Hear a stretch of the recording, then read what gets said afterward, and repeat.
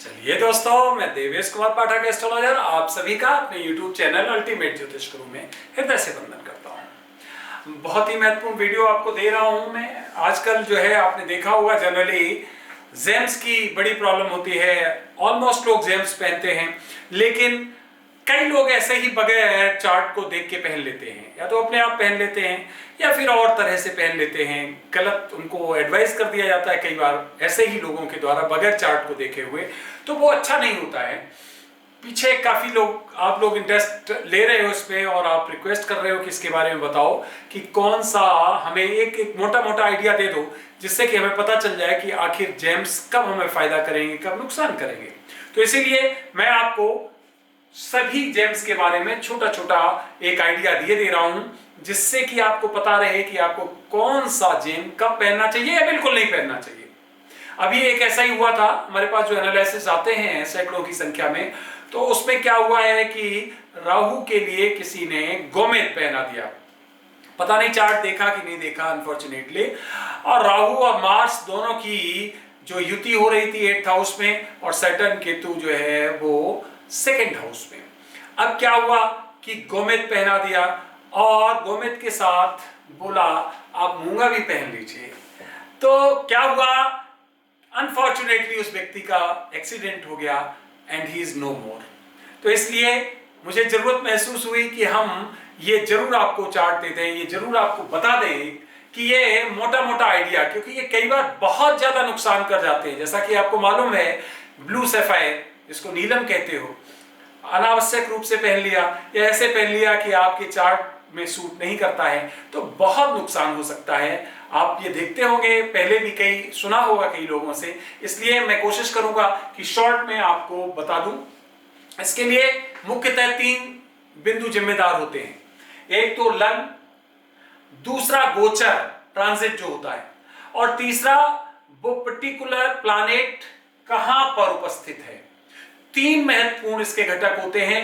3 घटक जो है अगर हमें नहीं पता है तो हम इसको बिल्कुल भी एडवाइज नहीं कर सकते हैं। उसके बाद कई इसके सेकेंडरी चीजें होती है, षटबल क्या है, उसका एसोसिएशन किसके साथ है, किसकी एस्पेक्ट्स हैं, वो सब कंसीडर किया जाता है। लेकिन मेन ये 3 घटक मान लीजिए यही नहीं अगर कोरिलेट कर रहे हैं तो बिल्कुल भी हम नहीं बता सकते। तो मैं आज आपको बता रहा हूं लग्न के आधार पे कि कौन से लग्न के लोगों को कौन सा पहनना चाहिए या बिल्कुल नहीं पहनना चाहिए। तो सबसे पहले आज हमने रूबी को लिया है।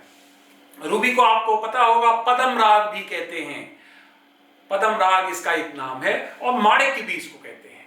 तो माणिक्य, पद्म राग या रूबी के बारे में आपको बताने जा रहा हूं कि ये किस लग्न वाले लोगों को पहनना चाहिए, किस लग्न वाले लोगों को पहन के नुकसान होगा, किसको किस पर्टिकुलर टाइम में फायदा हो सकता है। तो चलिए शुरू करते हैं। अलग अलग मैंने चार्ट तैयार किए हैं अलग अलग लग्नों के। तो सबसे पहला लग्न मान लीजिए हम यहां पर लेते हैं एरीज। अब इसमें जो हमारा कंसीडरेशन होगा वो होगा लियो। इसका मतलब है जो सूर्य की राशि होती है। तो सूर्य की राशि लियो यहाँ 5वें भाव में है। अब यहीं से हमें देखना है, ट्रायन है ये, तो हम यहीं से पता करेंगे कि यहां से सूर्य की साइन की परिस्थिति क्या बन रही है। तो अगर हमें जरूरत है तो हम पहनेंगे, नहीं जरूरत है तो नहीं पहनेंगे। तो यहां पर हमने जब देखा ये मंगल की राशि है और सूर्य इसका जो है मित्र होता है, तो हम इसको पहन सकते हैं। खासकर सूर्य की जब महादशा हो तब हम इसे धारण करें तो हमें बहुत फायदा इससे होने वाला है। अब 5वें भाव में चूंकि इसकी साइन है, तो निश्चित तौर पे संतान सुख की जब जरूरत हो, संतान सुख से रिलेटेड मैटर्स में हम पहन सकते हैं। साथ ही साथ जो प्रसिद्धि, जिसको आप फेमिलियरिटी कहते हो, या आपको इस तरह से जो बल प्राप्त करने के लिए, या फिर राज्य कृपा चाहिए आपको, तो फिर आपको ये पहनने में ज्यादा लाभ होने वाला है। तो आप समझ गए कि ये हमें सूट करेगा, महादशा में पहनेंगे तो ज्यादा सूट करेगा। चलिए आगे चलते हैं। अब यहाँ आ गया टॉरस लग्न, इसका मतलब वृष लग्न आ गया। तो वृष लग्न में कहां चला जाएगा, इसका साइन 4th हाउस में चला जाएगा। तो ये अगर हम महादशा में पहने तो हमें बहुत फायदा करेगा। 4th हाउस आपको पता है हमारे एजुकेशन से भी होता है, हमारे माता या मदर से भी होता है, हमारे जिसको आप मेंटल पीस कहते हो उससे भी होता है, हमारे कंफर्ट से भी होता है। तो अगर उनके लिए हमें चाहिए तो हम इसकी महादशा में अगर ये पहने तो हमें ये फायदा करने वाला है। क्योंकि यहां देख रहे हैं आप, ये 5th जो इसकी राशि है लियो, वो 4th हाउस में आ रही है, तो हम इसको पहन सकते हैं। हालांकि ये जो सूर्य है वो इसका क्या फ्रेंड नहीं है, लेकिन महादशा में हम इसको जरूर पहन सकते हैं। जब कभी हमें घर बनाना हो या भूमि लाभ लेना हो, इस तरह की चीजों के लिए हम पहन सकते हैं। तीसरा पॉइंट, अब मान लीजिए यहां पे अगर ये लग्न है कौन सा, जेमिनी।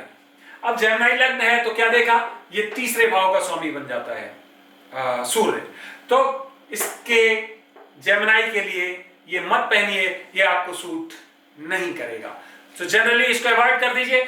और बताया आपको कि आप गोचर भी देख सकते हैं, मून चार्ट भी देख सकते हैं, इसका सटबल भी देख सकते हैं। अगर जरूरत हो पर्टिकुलर टाइम स्लॉट में तो पहन सकते हैं, अदरवाइज इसको ना पहने जेमिनी वाले। चलिए आगे चलते हैं, आगे देखते हैं हम कैंसर। कैंसर का मतलब है कर्क, और यहां पर हम देख पा रहे हैं कि जो सूर्य होता है वो सेकेंड हाउस का लॉर्ड बनता है। अब अगर ये अपनी महादशा में इसको आप पहनोगे तो ये हमें फायदा करने वाला है, ये हमें कुटुंब के लिए फायदा करने वाला है, धन की कभी प्रॉब्लम हो तब करने वाला है। लेकिन यहाँ एक और प्रॉब्लम होती है, और वो ये होती है कि ये मार्केश भी होता है, सेकंड और सेवंथ मार्केश होते हैं, आपको पता है। तो ये मार्केश भी बनता है। तो इस स्थिति में क्या ये है, हमें यूनिवर्सली नहीं पहनना चाहिए। इसके साथ हमें दो काम करने चाहिए, एक तो महादशा में पहने तो हमें ज्यादा ठीक रहेगा, और दूसरा अगर इसे मोती के साथ पहने, पर्ल के साथ जो कि चंद्रमा का होता है, तो ज्यादा ठीक रहेगा, क्योंकि वो लग्नेश है। तो मोती के साथ इसको धारण करिए तो ये हमें फायदा दे सकता है, तब हम इसको पहन सकते हैं। खासकर महादशा में पहनिए, वो ज्यादा अच्छा है। अगला हमारा है लग्न, वो सिंह है। अब सिंह का तो खुद ही मालिक होता है सूर्य, तो इसको आजीवन पहन सकते हैं आप, क्योंकि आपको पता है कि लग्नेश का जो जेम होता है वो हमें सूट करता है। इसको हम आजीवन पहन सकते हैं, हमें फायदा देने वाला है। सेल्फ कॉन्फिडेंस के लिए, ये विल पावर के लिए, ये जो दुश्मनों से किसी तरह के चैलेंजेस मिलते हैं उनको ओवर रूल करने के लिए ये हमें बहुत फायदा करने वाला है। यश के लिए, ग्लोरी के लिए अच्छा रहेगा, फादर के लिए, तो आप इसको पहन सकते हैं। अब देखते हैं हम जेमिनी। जेमिनी में ये 12th हाउस का लॉर्ड हो जाता है जाके सन। बिल्कुल मत पहनिए, अवॉइड करिए। क्यों? क्योंकि 12th हाउस का लॉर्ड है, ये हमें कभी भी फायदा देने वाला नहीं है। अब आते हैं हम लिब्रा पे। लिब्रा में ये 11th हाउस का लॉर्ड हो जाता है जाके। तो जब 11th हाउस का हो जाता है तो धन प्राप्ति के लिए कभी हो या इस तरह की परिस्थितियां हो तो हम क्या कर सकते हैं, इसकी महादशा में धारण कर सकते हैं रूबी को। तभी धारण करिए जब इसकी महादशा हो, अदरवाइज यूनिवर्सली इसको धारण मत करिए, ये आपको लॉस करेगा नहीं। तो क्योंकि आप जानते हैं कि जो लग्नेश शुक्र बना और शुक्र इसका बिल्कुल भी फ्रेंडली नहीं है।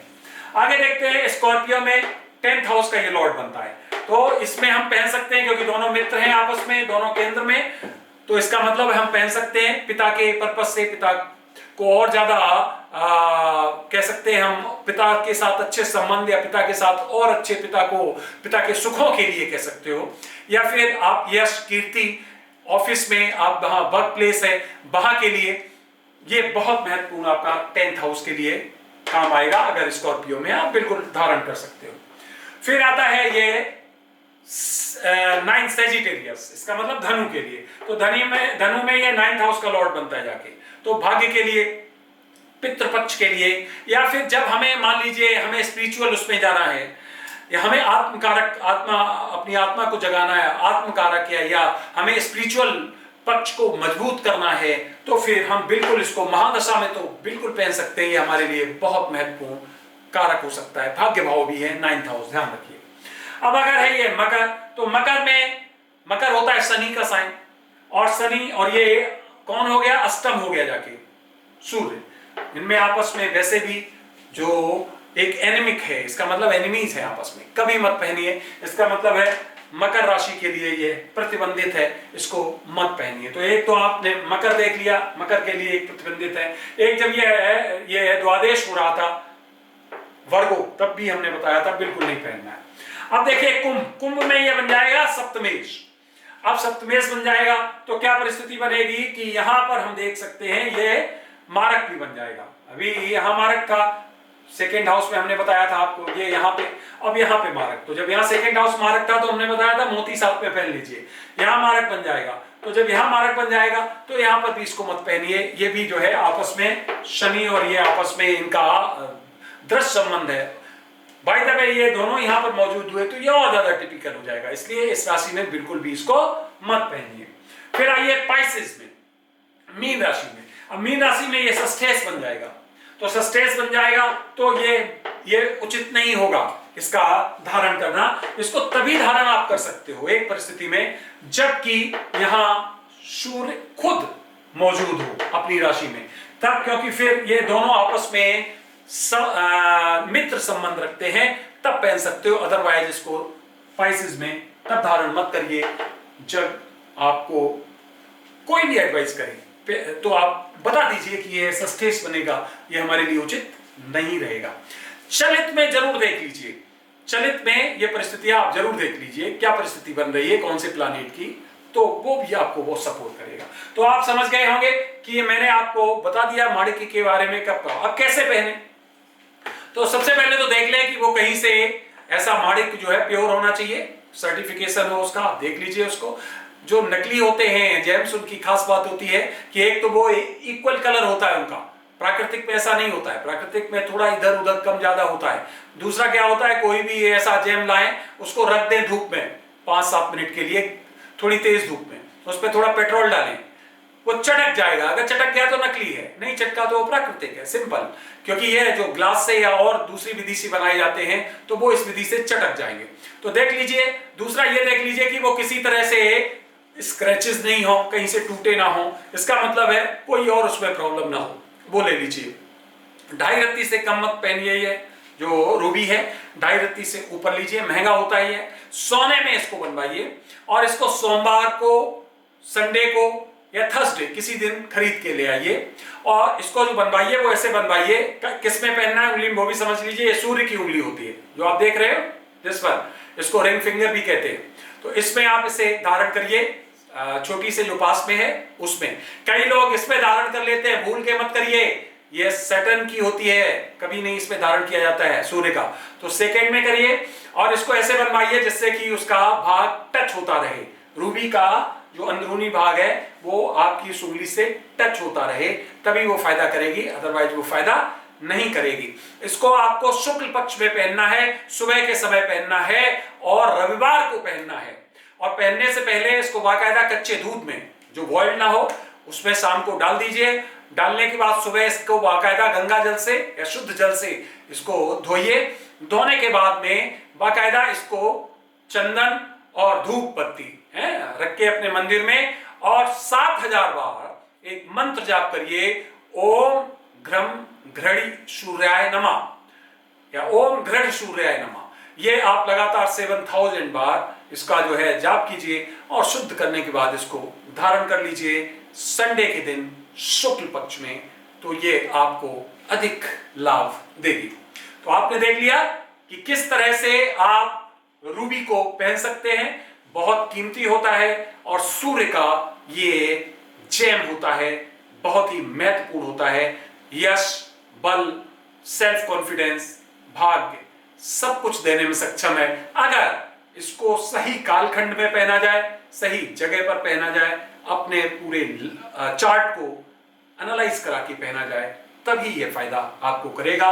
अन्यथा ये कई बार नुकसान भी कर सकता है, जैसा कि मैंने आपको इन परिस्थितियों में बताया है। देख सकते हो आप इसमें, इसमें, इसमें, इसमें।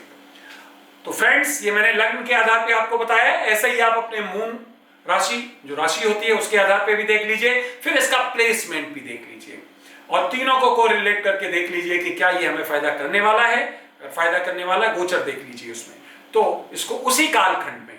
जेम की एक और खास बात होती है, ऐसा नहीं एक बार पहन लिया अब ये आजीवन हो गया, नहीं, इनका एक काल होता है, उसमें ये फिर इनको दोबारा से री एनर्जाइज करना पड़ता है। वो भी मैं वीडियो आपको दूंगा बहुत जल्दी। री एनर्जाइज करिए उसको, पुनः अभिमंत्रित करिए और उसके बाद दोबारा से पहन लीजिए अगर जरूरत है तो वो मैं आपको और भी आगे सभी उनका दूंगा जो आपके नव ग्रहों के अलग अलग हैं, उनके बारे में कम से कम इतनी जानकारी दे दूंगा जो आप कोई गलत जेम ना पहने और आपको नुकसान ना हो पाए। आपने ये वीडियो देखा उसके लिए बहुत बहुत धन्यवाद। अगला वीडियो में आपको फिर महत्वपूर्ण विषय पर देने वाला हूं। तब तक के लिए आप सभी को मेरी तरफ से ओम नमः शिवाय, नमस्कार।